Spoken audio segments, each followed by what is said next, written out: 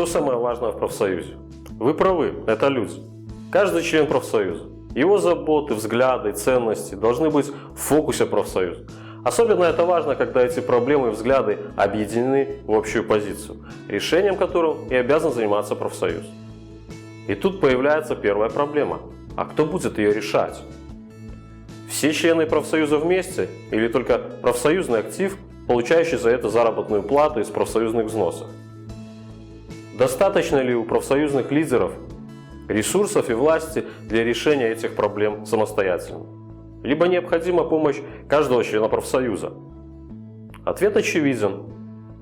Если у лидера отсутствует кредит доверия членов профсоюза, он не получит их поддержки, и, соответственно, все действия организации будут провальными. Отсутствие доверия, солидарности, единства и ответственности – самый главный бич профсоюзов.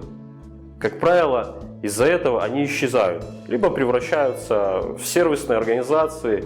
Это когда профсоюз становится не коллективной силой, а конторой посредственных специалистов по оказанию услуг низкого качества. Как изменить это? Первым шагом должен быть понимание: профсоюз не они, а я, мы. Один за всех и все за одного. Необходимо уходить от модели «вы нам платите взносы, а мы решаем за вас ваши проблемы». В работу профсоюза необходимо включить максимальное количество его членов для принятия важных решений и ежедневной работы, чтобы все мы были единой структурой, объединенным организмом для достижения поставленных нами целей.